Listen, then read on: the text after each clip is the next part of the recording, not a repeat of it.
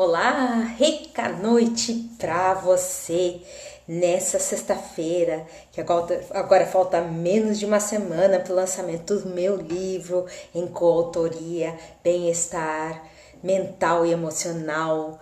Eu sou Nara Miller, professora e autora do blog Viva o que Você É, praticante certificada de EFT desde 2010, uso para os meus objetivos e para ajudar pessoas aqui no Brasil e no mundo a atingir suas metas com muita alegria, com muito entusiasmo, transformar seus resultados em realizações, suas metas, seus objetivos em resultados. É uma imensa alegria poder estar aqui, hoje é sexta-feira. Nessa sexta-feira eu vou falar de novo sobre causas emocionais de doenças. Vou falar hoje sobre a osteoporose, uma doença que diagnosticados são 10 milhões no Brasil. Ainda tem o agravante da menopausa, que faz que uma mulher em cada 3 tenha osteoporose. Então são índices muito elevados. Dos 10 milhões, 22% são homens, o resto são mulheres, então a maior parte são as mulheres. Em seguida já explico por quê de serem as mulheres, as grandes, as que mais se submetem a esse processo da redução da densidade óssea. Os ossos, eles registram tudo que a gente passa ao longo da vida. Se vocês pensarem, a não ser com a troca dos dentes, né? Os ossos são os mesmos ao longo de toda a existência. Por mais que a pessoa faça uma prótese, por mais que ela troque uma parte daquele osso, aqueles outros ossos, né? Eles têm toda a memória de toda a existência, de tudo que a pessoa viveu. E nós temos, se eu não me engano, são 220 ossos no corpo todo. E dentro desses ossos que tem todos os nossos registros físicos, mentais, emocionais, nós temos então uma história de vida registrada.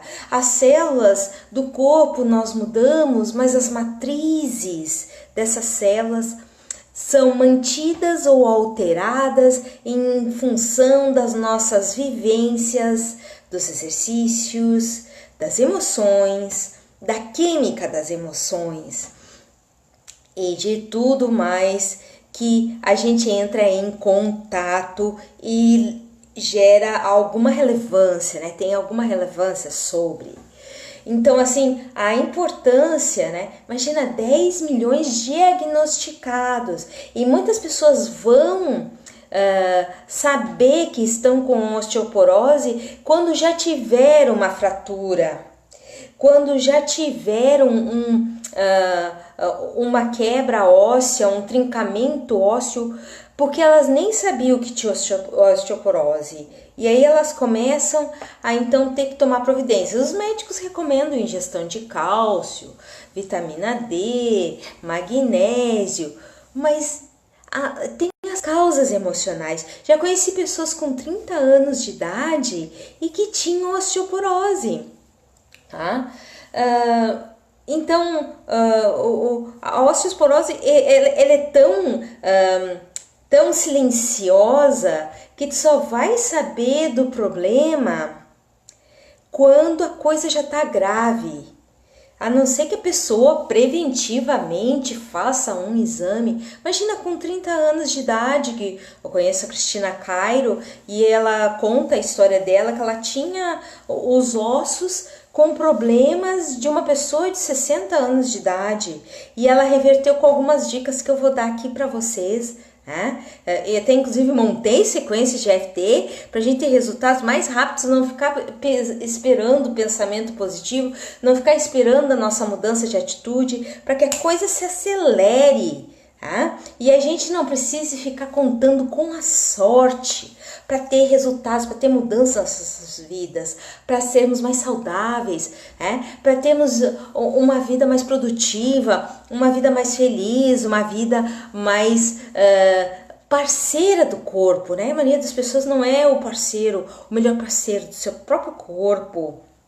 Aí eu vou falar em seguida para vocês como é que a gente faz isso. Então, como eu prometi para vocês, né? Imagina, tem mais um dado estatístico que eu quero passar aqui.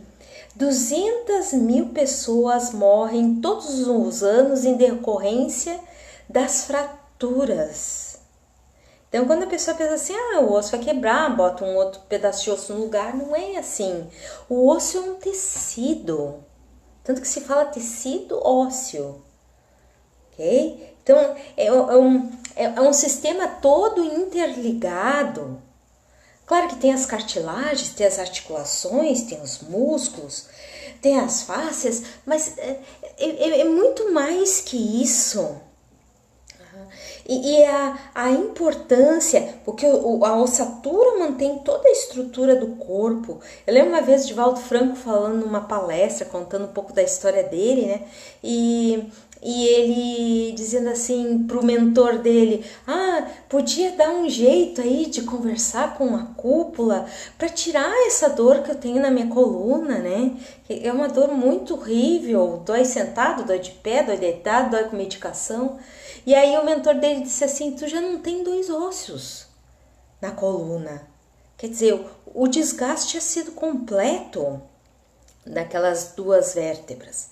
Então, assim, como é que ia se poder fazer alguma coisa? Claro que aí tem os casos de cirurgia que são válidos, mas coluna é complicado. Tu vai enxertar o que ali se não tem nada? A tecnologia até pode avançar, mas tem um vazio de 2 vértebras, né? E aí ele teve que se conformar com isso. Ele já tá com 92 anos e até vem o filme dele aí. Mas o que eu quero dizer é essa questão assim de muitas vezes a pessoa tem essa doença silenciosa e se ela trabalhar as causas emocionais, os quadros revertem. Porque tem muitas pessoas que, sem trabalhar os quadros emocionais, vão tomar mais cálcio e não vão absorver. Vão tomar vitamina D e não vão absorver o cálcio. Vão usar magnésio e não vão absorver o cálcio. Não vão manter o cálcio no corpo. O cálcio vai passar reto. Que não é o que a pessoa procura, né? A pessoa procura o corpo que ele fique saudável enquanto a gente tiver essa experiência material, que ele seja a melhor laranja do pé de laranjas, okay? Que ele seja o melhor que ele pode ser dentro de cada etapa. E claro, os índices são maiores depois da menopausa, porque tem uma questão seguinte emocional, que é a baixa estima pelo envelhecimento do corpo e o medo de não ser mais desejada, de não ter mais valor, porque já entrou numa idade em que o corpo é menos produtivo socialmente para filhos, né? Não pode mais ter filhos, né? Não pode mais... aí a mulher percebe o envelhecimento, caem os hormônios e o corpo fica todo descontrolado, né? Para algumas mulheres nem sente as mudanças, porque as questões, que eu vou falar daqui a pouco, já foram tratadas, né? Então uma pessoa pode entrar na menopausa, uma mulher pode entrar na menopausa e ter os fenômenos minimizados da menopausa, porque ela tem uma boa autoestima, porque ela tem uma sensação que ela se valoriza, ela não precisa receber esse valor de outras pessoas, e ela tem essa questão de envelhecer, o corpo realmente tem um prazo de validade, não vai ficar para semente. Mas a questão toda é como é que eu lido com cada fase da minha vida, como é que eu lido com cada etapa da minha existência. Então, claro, isso vai incentivar, vai juntar o fenômeno da menopausa, que tem tudo isso por trás, mais o fenômeno da osteoporose, que traz essas questões. A questão número 1 que eu vou falar aqui é a da sobrecarga. Imagina, tu vira lá a supermulher ou o super-homem, porque o homem ocupa a taxa de 22% da osteoporose já registrada, né? E o que acontece? A mulher tá lá, ou o homem está lá, sendo o super-homem, a super-mulher, levando a vida com uma seriedade tremenda, sentindo o peso da vida, o peso da existência, a sobrecarga de existir, o fardo que é existir. Como se fosse a vida não tivesse prazer, não tivesse alegria, não tivesse entusiasmo e encantamento. Então, só fosse trabalhar, servir, como se o servir fosse uma escravidão. Que a pessoa normalmente não está servindo a si mesma, ela não está dando o tempo que ela precisa para ela não está sabendo dizer não, ela está vivendo para os outros, esquecendo dela mesma, que é o primeiro instrumento, a primeira ferramenta que precisa estar ok.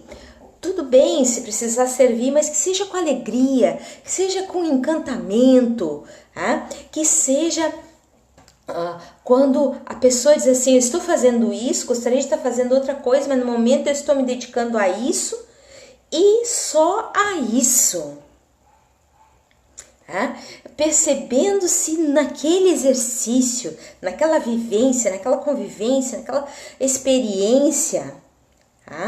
E muitas vezes as pessoas não têm essa coisa de fazer as coisas com a alegria de viver, né? Elas pensam que para ter valor precisa ser difícil, precisa ser sacrificoso, precisa ser cansativo.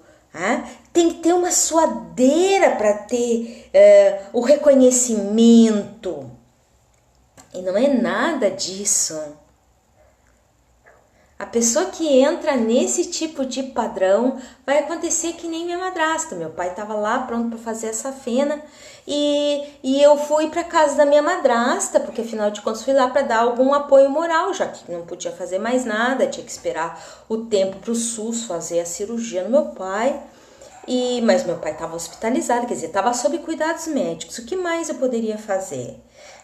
Então aí eu estava meio que servindo de companhia para minha madrasta. E ela chegava de noite, tomava uma medicação para dormir, na outra noite 2 medicações, na terceira noite ela tomou 3 medicações e viu que eu deitei e dormi todas as noites, ela ficou indignada. Olhou para mim e disse assim, Nara, o que tu faz para dormir a noite inteira com teu pai lá no hospital? Eu disse assim, não adianta eu ficar mal, vai mudar a condição dele. Esse é o ponto 1. O ponto 2. Se eu estiver bem, ele vai mais confiante para a cirurgia. Ele sabe que eu estou aqui perto, ele sabe que eu venho visitá-lo todos os dias. O que mais eu posso fazer? Só vai ser valorizado se eu entrar em sofrimento junto? Se eu cair no poço da dor, do sofrimento, do ranger de dentes junto? Se eu não for valorizada, não tem problema. Eu fiz o que eu pude dentro do que estava no meu alcance. E aí ela olhou para mim, respirou fundo.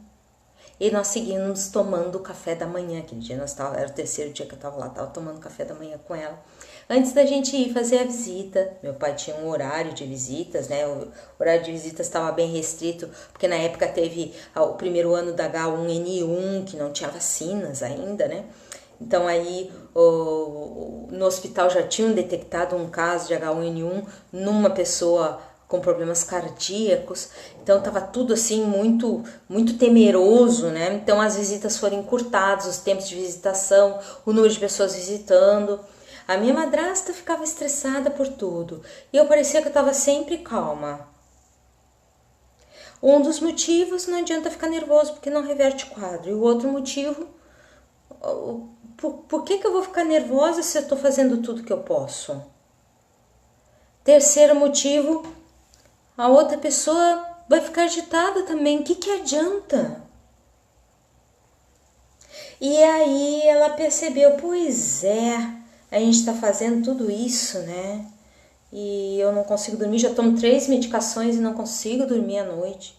Eu disse pra ela, eu percebo que tu te revira na cama a noite toda, porque quando eu fui pra lá, o melhor colchão era do quarto deles, e eu acabei indo dormindo na cama junto com ela. Ela pediu pra eu ir dormir na cama junto com ela. Eu disse assim, tá, eu vou.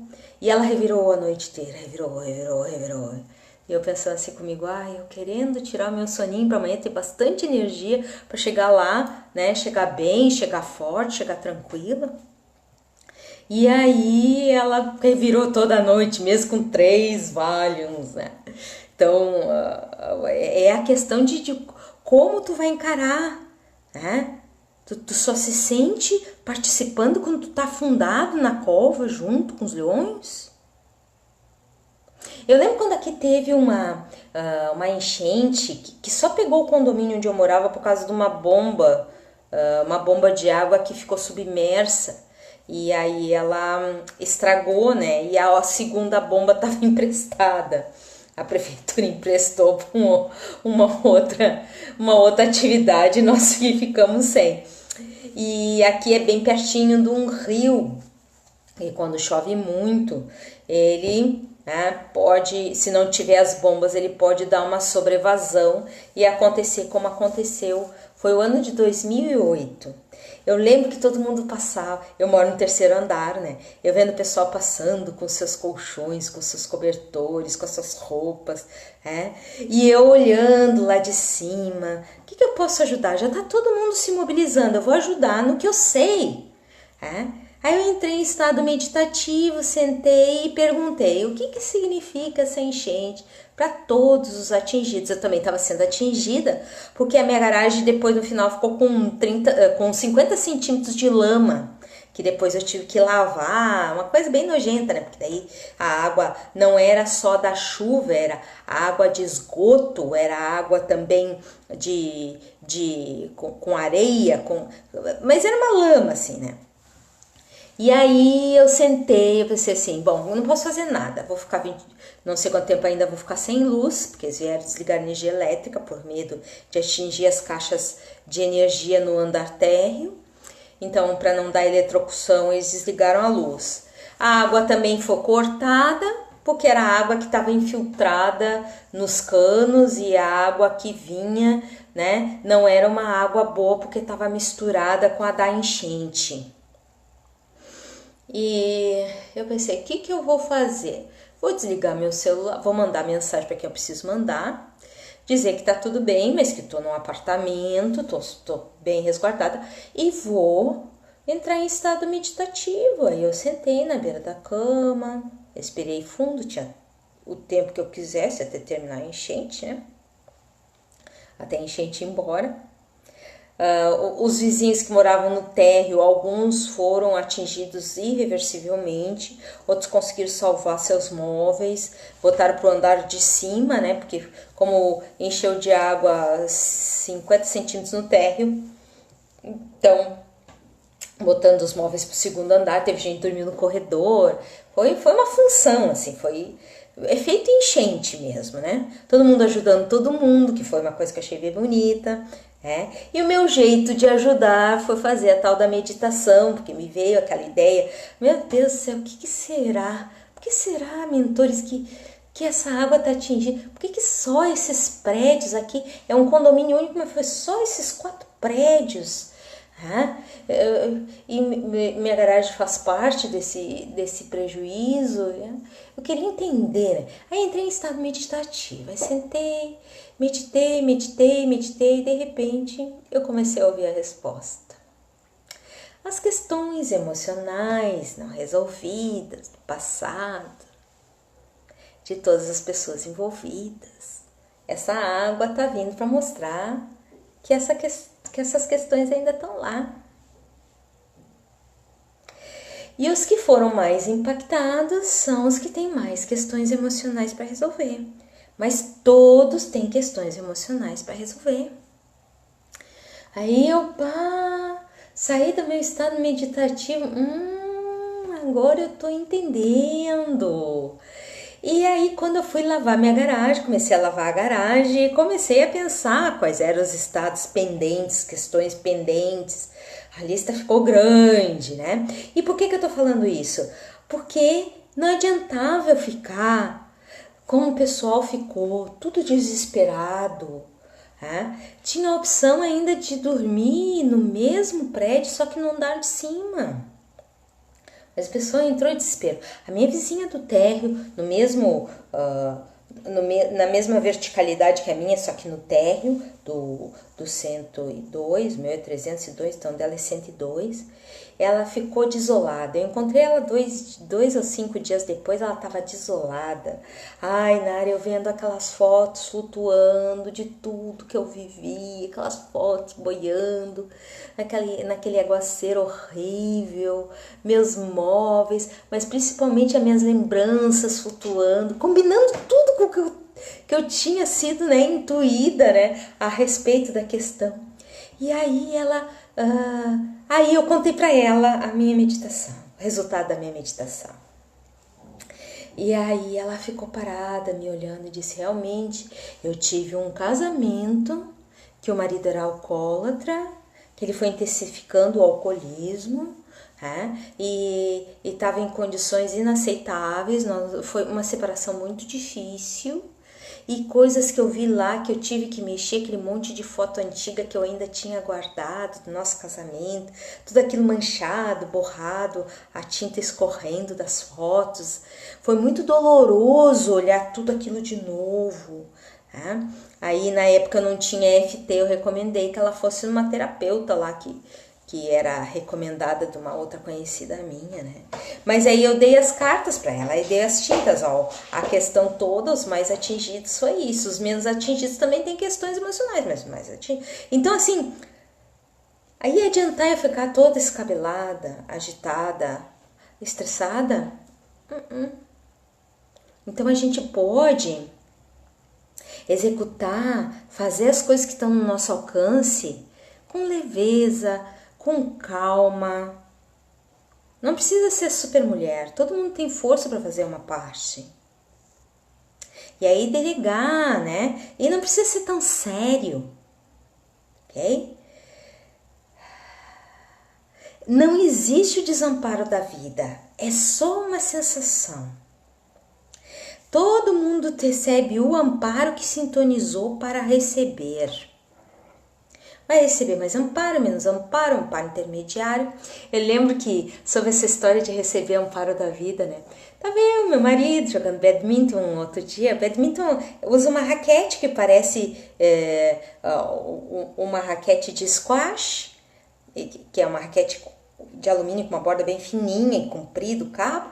E usa uma peteca especial, né? Não é essa que a gente joga para a mão, é uma que ela tem um isopor e tem uma cortiça e pode ter penas. Eu uso uma com nylon, né? Porque eu não gosto da questão de tirar as penas do ganso.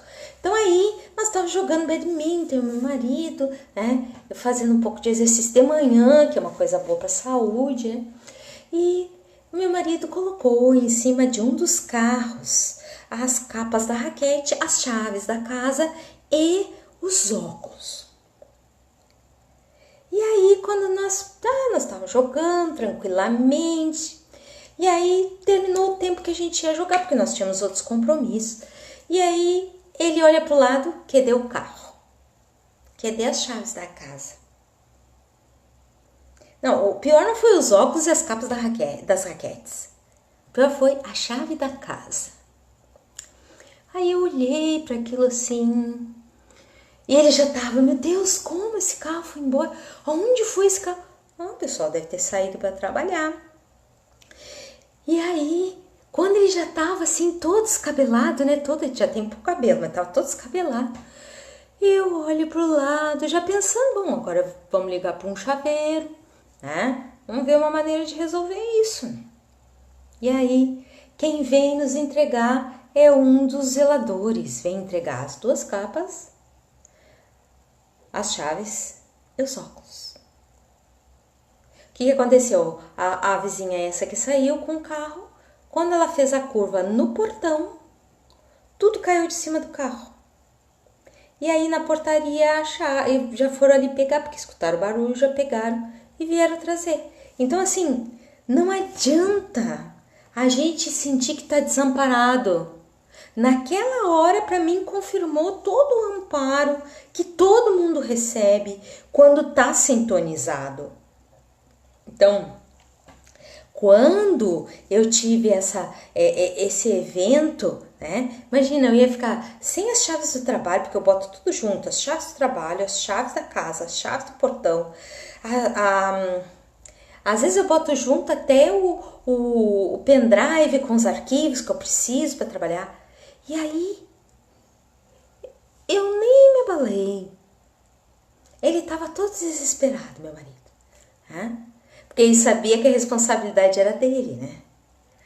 E porque ele que botou ali, ele que precisava dar conta depois. E eu tava bem tranquila, não porque a responsabilidade era dele, porque a culpa era dele, porque ele é o responsável, não por causa disso, mas por causa da sensação de amparo. Quando tu tá na sensação de se permitir receber amparo, o amparo vem. Como é que é isso? Você vai precisar estar com as suas questões de confiar na vida, ok?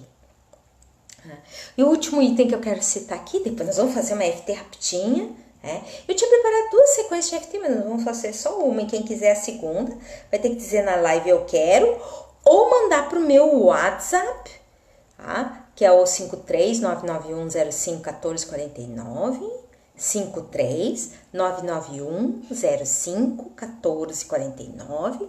Vai precisar mandar uma mensagem dizendo eu quero as sequências de hoje, ok? Então, assim, o último item que eu quero falar. Muitos períodos de insegurança na família. Ou pobreza infantil, mudanças frequentes de casa, dissolução familiar, perdas familiares. Tudo isso gera insegurança na infância. Então, a pessoa precisa muito trabalhar isso. Pode usar a técnica da carta desabafo para contar as histórias, mas eu vou fazer uma sequência aqui que ajuda a pessoa